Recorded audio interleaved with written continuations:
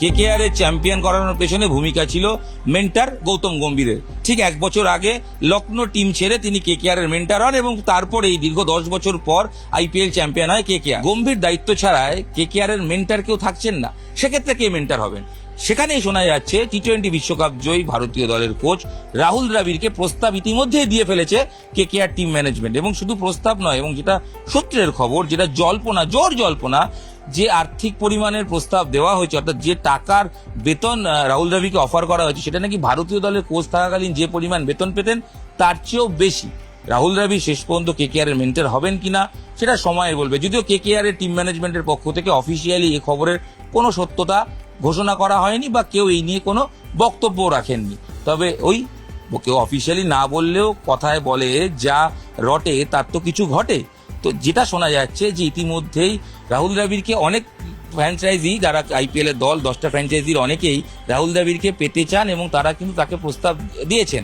তার মধ্যে অবশ্যই এগিয়ে রয়েছে কেকেআর, এবং কেকেআর এর যেহেতু গম্ভীর ছেড়ে দিচ্ছেন, সেক্ষেত্রে জায়গাটা খালি হয়েছে, মেন্টারশিপের জায়গাটা, সেই জায়গায় রাহুল দ্রাবিড়কে পেতে চায় কেকেআর টিম ম্যানেজমেন্ট। এবং যদি এটা শেষ পর্যন্ত হয় তাহলে তো সোনায় সোহাগা, এবং কেকেআর ফ্যানদের জন্য সবচেয়ে ভালো একটা সুখবর হবে। এবং গম্ভীর চলে যাওয়ায় যে দুঃখ, খারাপ লাগা তৈরি হয়েছিল, গম্ভীর হাত ধরে 10 বছর পর আইপিএল চ্যাম্পিয়ন হয়েছিল কেকেআর, সেই দুঃখ কিন্তু আর থাকবে না, সেই দুঃখ ঘুচে যাবে, এটা বলাই যায়। কারণ টি-20 বিশ্বকাপ জয়ী ভারতীয় দলের কোচ রাহুল দ্রাবিড়, জিমি, তিনি যদি দায়িত্ব নেন, সেক্ষেত্রে তো সোনায় সোহাগা, এবং অবশ্যই সেটা বিগ ব্রেকিং হবে। যদিও রাহুল দ্রাবিড় আপাতত তিনি এসব নিয়ে কোনো কথা বলেননি।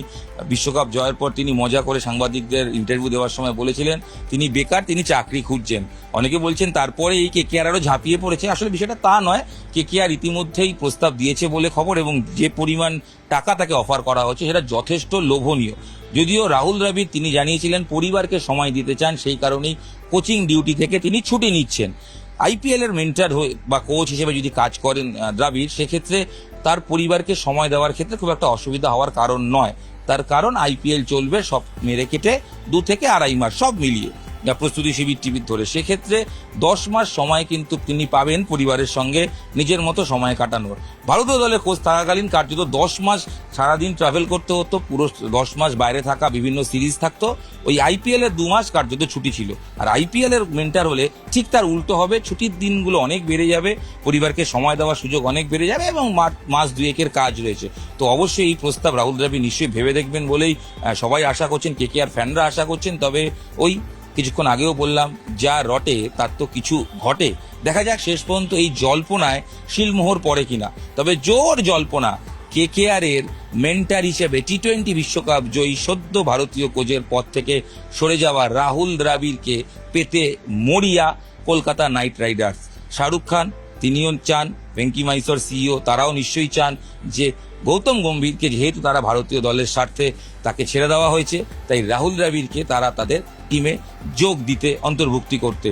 গম্ভীরকে কিন্তু টিম ম্যানেজমেন্ট প্রথমে করে ছাড়তে চায়নি বলেই খবর, কিন্তু যেহেতু ভারতীয় দলের স্বার্থের বিষয় রয়েছে, দেশের স্বার্থ রয়েছে, সেই কারণেই কিন্তু গৌতম গম্ভীরকে ছেড়ে দেওয়ার সিদ্ধান্ত নিয়েছে কেকেআর টিম ম্যানেজমেন্ট। সেক্ষেত্রে তাদের এই মেন্টারশিপের জায়গায় রাহুল দ্রাবিড় বসে কিনা তার দেখার অপেক্ষা। অন্যদিকে আরও একটা খবর জাস্ট দিয়ে রাখি, ভারতীয় দলের যখন সাকসেস দেখেছেন, কলকাতা তো ট্রফি আসেনি, সাকসেস দেখেনি, কিন্তু কেকেআর টিম ম্যানেজমেন্ট ভাবনা চিন্তা করছে তারা আইপিএল ট্রফি নিয়ে কলকাতায় আসবেন, কোনো একটি অনুষ্ঠানের মাধ্যমে ট্রফিটা শহরবাসীর সামনে রাখতে চান। যদিও এখনো পুরোটাই জল্পনা স্তরে রয়েছে, এখনো অফিসিয়ালি কিছু হয়নি। তবে এই মাসের মধ্যেই ভাবা হচ্ছে যদি কোনো একটা ডেট করা যায়, ট্রফি সহ কেকেআর এর কয়েকজন প্লেয়ার যদি আসেন, সেক্ষেত্রে অবশ্যই ডবল বোনাস হতে চলেছে কেকেআর ফ্যানদের জন্য।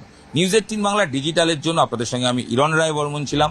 এরকম অরিজিনাল আরও ব্রেকিং নিউজ, এরকম খেলার খবর দেখার জন্য চোখ থাকুক নিউজ 18 বাংলার ডিজিটালের পর্দায়।